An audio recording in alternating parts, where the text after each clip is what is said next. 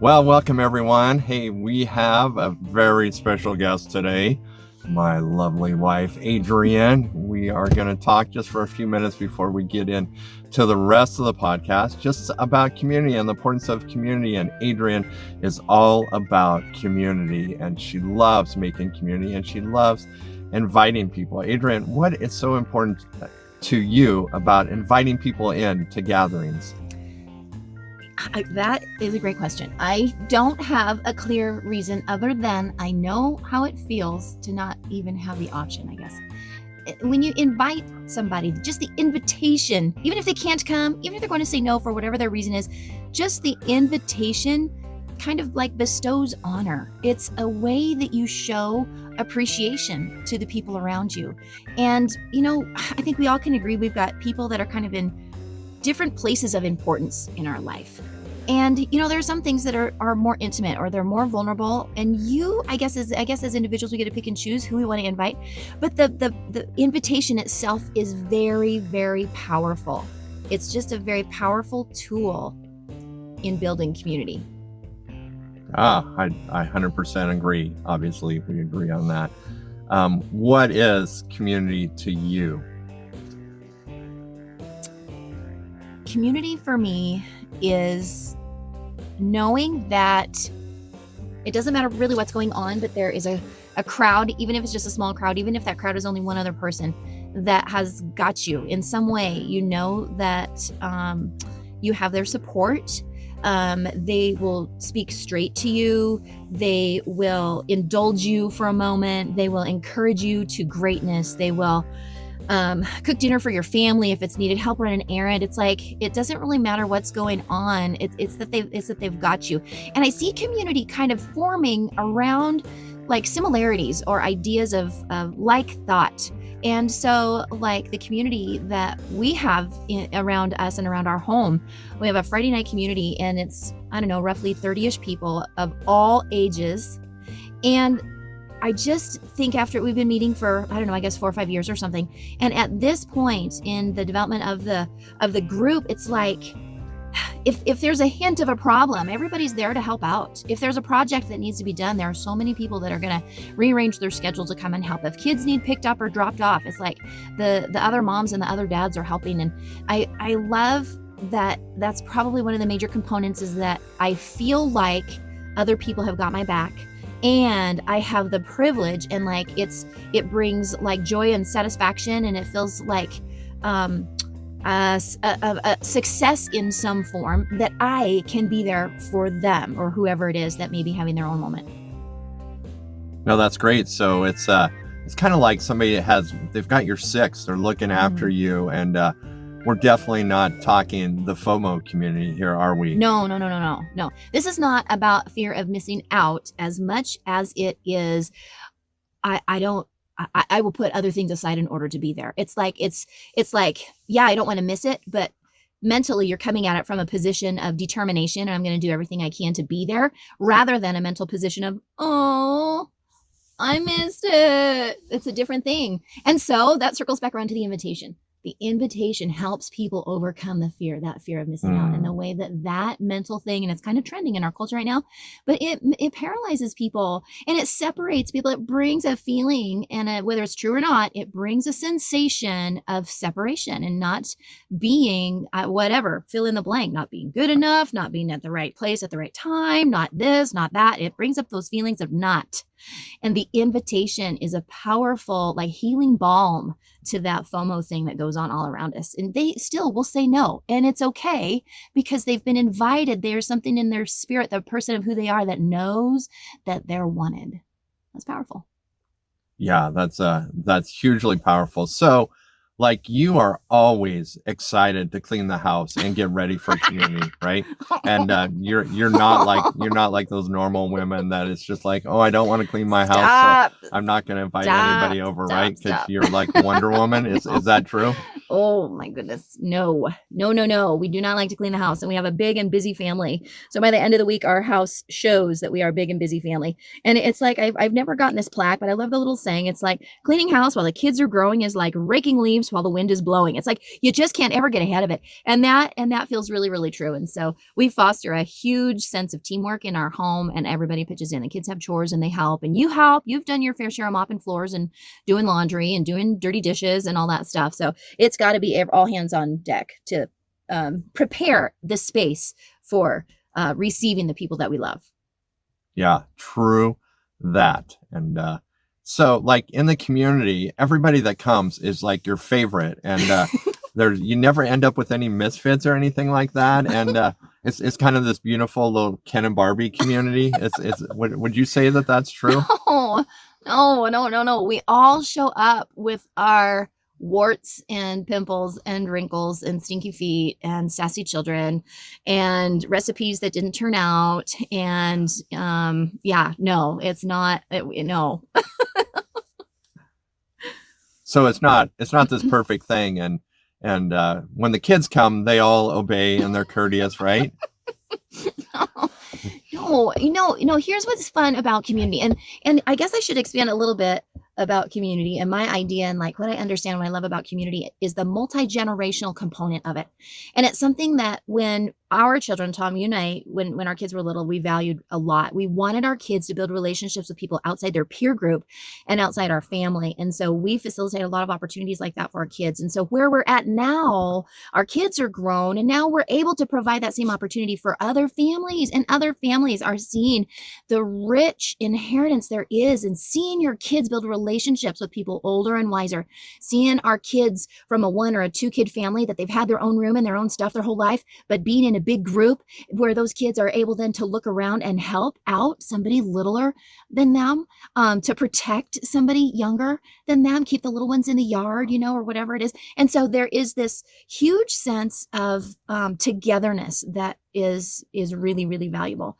So anyway, no, they don't all agree. There's a lot of bickering. There's a lot of fighting. We talk a lot about manners, and we talk together a lot about how these are our friends. And so we want to teach the kids and I'm talking kids from as young as 4 or 5 all the way up to 17, 18. I gather them all together, and we talk about what this means to be together in this group and what makes this group different and set apart from their normal youth group or from their sport team or from their class at school or whatever it is, and why it is important for us to show respect for one another, and to show courtesies to one another, and to look out for one another. So a lot of what we've done with community, I feel like has been kind of birthed out of the things that you and I years ago really wanted for our own kids. And now we have the privilege of trying to pass some of that on to other families as well. Yeah. So can you speak a moment just about the value of having other people's input in our kids' lives? Oh my goodness. Yeah. That is absolutely huge. I don't know. I feel like there's a couple of things. I feel like coming at parenting, I mean, really seriously, guys, and I haven't really put words to this before, but there is like a tremendous, like, that kind of humility that doesn't make you humiliated, but it's like you feel the weight of your position.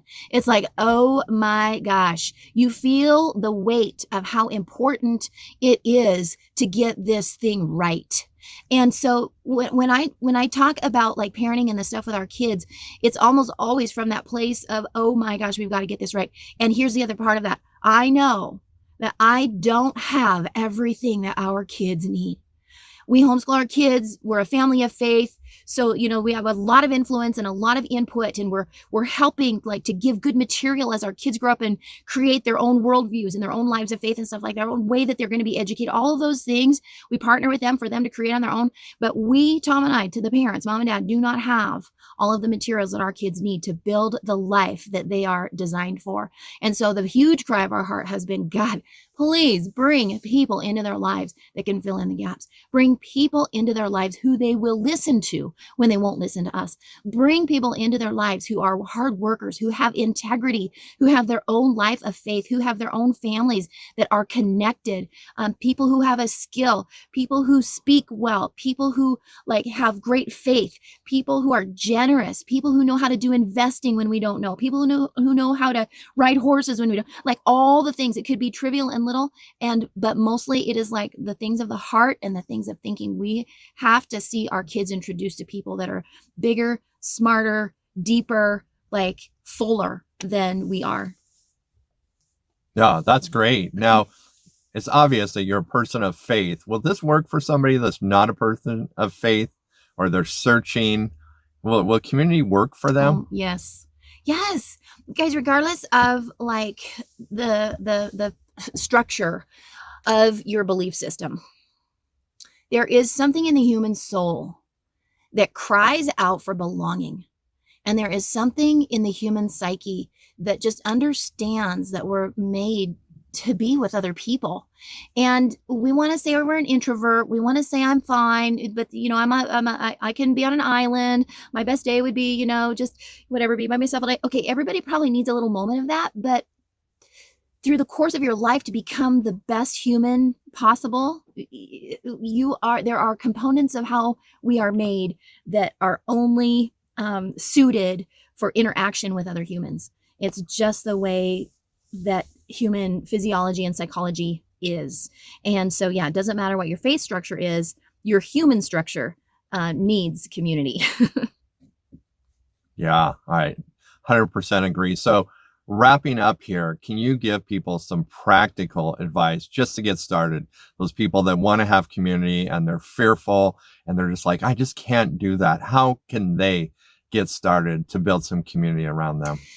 It starts with the first thing that we talked about, and it starts with the invitation.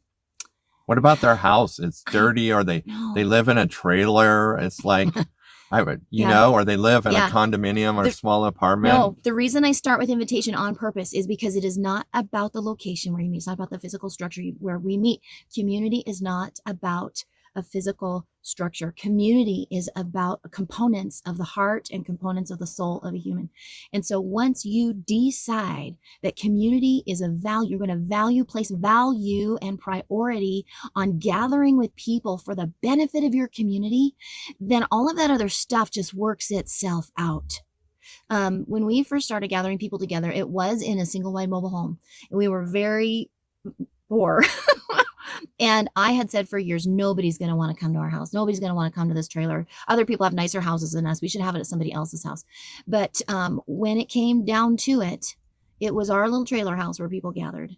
And for years, 10 years or something, I don't know what, my kids grew up with those people influencing them in their toddler years in our little single wide trailer house once a week for years. And so but it all came together because a shift of the heart and a decision in the mind and the invitation of the mouth. All of the other physical details worked themselves out, whether it was that was a potluck, whether it is that somebody decided they wanted to cook for the whole group, whether it was we decided we're just going to do desserts tonight, whether it is we decided we're not going to have, all of the details and like location. So we met at our trailer house, but sometimes there were so many people we couldn't fit inside.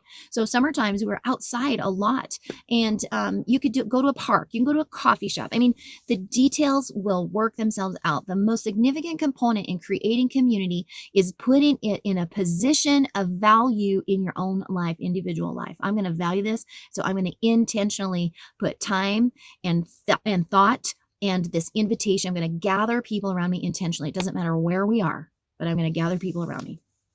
Yeah, that's awesome. So, hey, thanks for joining me here in the closet for a few minutes. She's been wanting to take a nap, so she doesn't seem nappy. That was pretty dang good, don't you think? So we're gonna bid her adieu for the moment, and we'll get back to it. Thank you. Oh, we're still on video. Whoops.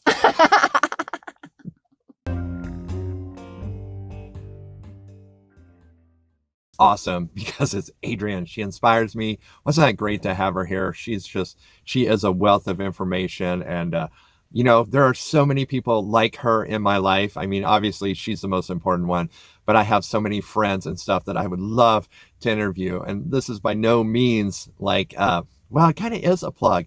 I would love to upgrade some equipment. And so if you go to my page and you support me, that would be great at Yup.solutions. And I'll put a link into my Patreon page because it's so funny because I don't remember what it is. But as I'm moving forward, it would just be great to get some equipment. And if you out there believe in this podcast and you want to support, well, there's that option. I don't want to beg because I want to bring value to you. And it's one of the reasons I brought up community today. And I wanted to talk to Adryann about community because I have learned so much about community from Adryann, and it has been a fundamental value of hers since day one. And community has brought so much strength and stability into my life, and so many deep friends, not friends that are just like, yeah, they tell you whatever, you want to hear, but the ones that tell you the things that you need to hear, and they help you change, like the community that we are here, that we're inspiring to do the hard things, to make those changes, to bring wholeness and health, and community is such a big part of that. And in this COVID-19 season, man, community has been under attack, and we've had to persevere to have community and to build community. And losing my dad on the 4th of September, this community that Adryann referenced that meets on Friday night, and I have extended community even beyond that, but their support fortified and strengthened me. And Adryann is so right. It just brings so much strength and value. Community is one of those things. I don't know if you've heard the term gestalt, but it is a word that means the sum of the parts is greater than, like, oh, Tom's getting a little here, that the parts add up to be so much more. It's like if you add 1 + 1 + 1 is 3, but those individual parts, that 3, is so much more impactful than just 3 single ones. And so when you get a group of people together, and our group, we really are a bunch of misfits, Adryann and I included, and we look at all the parts, but then we look when we come together as a whole and what the community does and is, it just blows us away. It's how can all these individual misfit parts make something so powerful, so strong? And we are so diverse. We don't necessarily all have the same political views. We don't necessarily agree on a lot of different things. We do agree on a lot of different things, but we come together and we strengthen and we encourage and we build. And when there are tough seasons, for one, like when I lost my dad, and I'm an introvert, you guys can't tell because these podcasts, and you're just like, the dude's a dork. And he's like this, I'm not an extreme extrovert. I learned a lot of that from Adryann, to be confident and engaging. But when I lost my dad, I just didn't want to be around anyone. And this group, they felt my pain so much that they just wanted to see me and hug me because they felt my pain. And even though I didn't want to engage, and they respected that, but there was a point where they needed, because I was a part, and this is like the community is a body. I was a part, and we needed to engage, and I needed to feel their love, and they needed to show their love. And if there are those of you out there and you're just like, that is what I need. If there's those of you out there and you're like, I don't need that. Well, let's take a moment and be honest. You probably do, but it's probably a little scary. And that's okay if it's a little scary. It's like we can still want something even if it's a little scary. And it helps us, as we say that we wanted, to take those little steps that we need to take to move towards that, to engage in that. Remember, so often as we walk this walk and we move into things that are new, there is this mindset and maybe if it's not even a mindset, it's this voice in the back of our head that says all or nothing. That is just not true. When you move into community, you can start with very little steps. And maybe for you, it's like going to the mall and starting to be around people. And maybe, although in this whole mask season, I'm not sure you can do this, but shoot a smile somebody's way and just begin that interaction. And then you can begin to take bigger and bigger risks. So often we talk ourselves out of and disqualify ourselves from participating in because we have an all or nothing attitude. I am all about footholds. And if you don't know what a foothold is, it's just like getting your foot in a door that you just slowly press, and that door doesn't open immediately and you don't get immediate access, but you slowly press. And in our own lives, when we are doing something new and we want to move into something new, We just need to press and press a little more and a little more. There's so many of us, and I would say the majority just can't snap and make that big decision. Now, some of us can, and we can just go in, but I've got to the places in my life because I've taken small steps, and I've just first, and oftentimes it's like I'm really scared of something. And even podcasting, I had to admit that I wanted to do that. And even with community, for the longest time, I said, I don't need people and I don't need community. Why? Probably like a lot of you out there, you'd been hurt.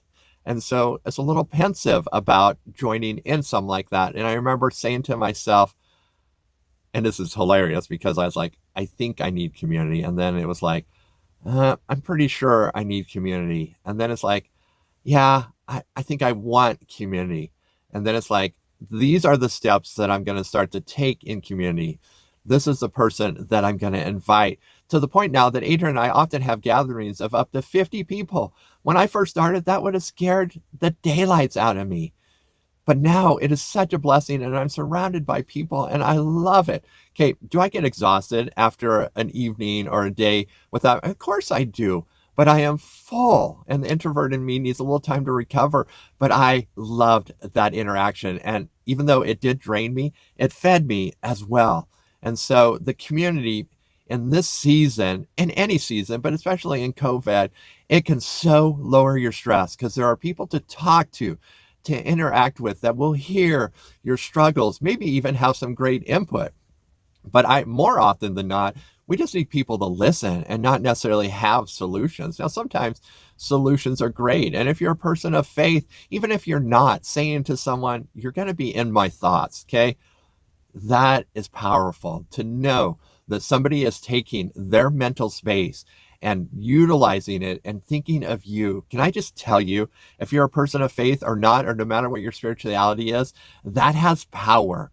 That when you think and you use that time and you imagine even goodness over those people, that is an act of blessing and that is community. So even those of you that are out in podcast land and that you're part of this Yup community, I'm so thankful for you. And I just encourage you because you are people that are engaging, moving forward, moving to high performance, leaving the baggage behind. You are so my people. I so appreciate you. And so as we're wrapping up here today, wasn't it fun having Adryann? And I would love to have her again. I don't know how it is going to be to process this audio because we're on the same channel. So that'll be interesting. But I think it's going to be good. But I would love to move towards that. And so if you feel like supporting me, getting some more equipment, you can do that. If not, there's never any pressure. Okay. You can always contact me at 406bigt@gmail.com. And